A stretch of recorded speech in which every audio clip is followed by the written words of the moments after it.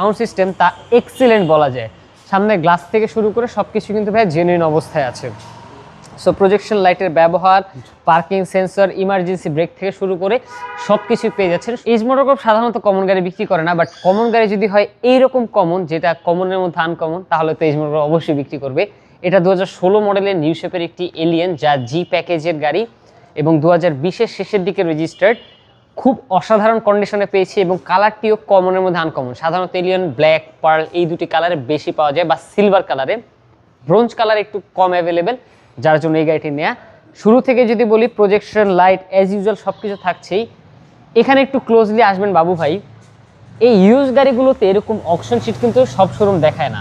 আমরা true report auction শিটে সব গাড়িতে রাখার চেষ্টা করি, যেগুলো জাপানিজ গাড়ি। স্কোর ছিল এটা 4 অকশন শিটে এবং মাইলেজ ছিল 44,000 কিলোমিটার।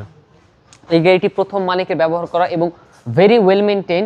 আমরা যদি বলি, এই টায়ার যেটা দেখছেন 2025 সালের টায়ার এবং ব্র্যান্ড নিউ টায়ার ইনস্টল করা ইয়োকোহামার। একটু গ্রিপগুলো যদি ক্লোজলি দেখান, এটার অনায়াসে 3-4 বছর ব্যবহার করা যাবে।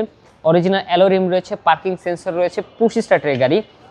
রাইট সাইডের ক্রসিং ভিউ থেকে যদি বলি, গাড়িটির কিছু মাইনর স্ক্র্যাচেস পাবেন, যেগুলো আমরা অ্যাজ ইট ইজ রেখে দিয়েছি অরিজিনাল কালার। এবং আমি বাকি যদি বিস্তারিত দেখাই, গাড়িটি ব্ল্যাক ইন্টেরিয়ারের হলেও গাড়িটি কিন্তু জি প্যাকেজের গাড়ি।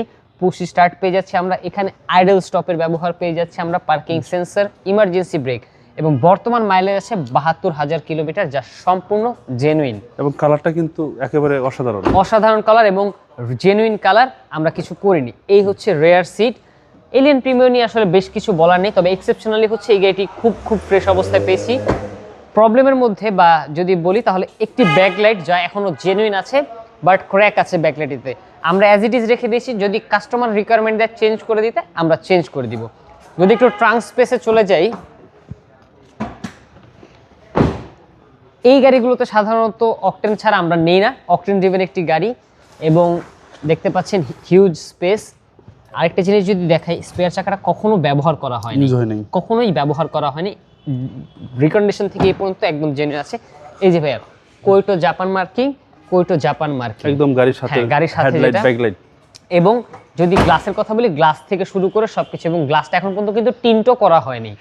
রাইট সাইডের লেফট সাইডের ক্রসিং ভিউর কথা যদি বলি, দেখতে পাচ্ছেন বডিটা কতটা ফ্রেশ। যেমনটি বলেছি, অরিজিনাল কালারে পেয়েছি। কিছু জায়গায় আপনারা কিছু স্ক্র্যাচ নোটিস করবেন, যা আমরা অ্যাজ ইট ইজ রেখে দিয়েছি, যেহেতু এইচ মোটর কর্প অথেন্টিসিটিটা খুব হাইলি মেনটেন করে।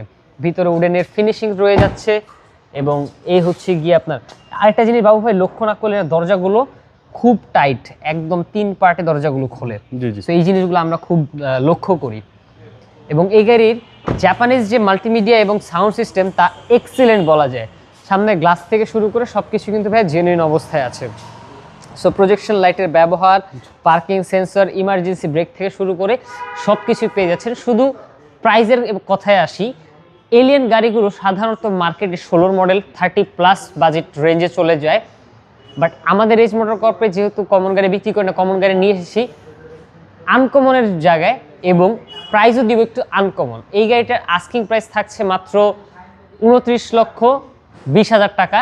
আপনার ভিডিও দেখে যারা আসবে তাদের জন্য থাকছে হিউজ ডিসকাউন্ট এবং পেপার সম্পূর্ণ আপডেট। প্রথম মালিক, স্মার্ট কার্ড, 2016 মডেলের এলিয়েন, যা 2020 সালের লাস্টের দিকে রেজিস্ট্রেশন, 21 ধরতে পারেন। আপনাদের শোরুমের address? H motor corp, house number 5, road number 2/2, Banani, chairman বাড়ি। আসসালামু আলাইকুম। ওয়ালাইকুম আসসালাম।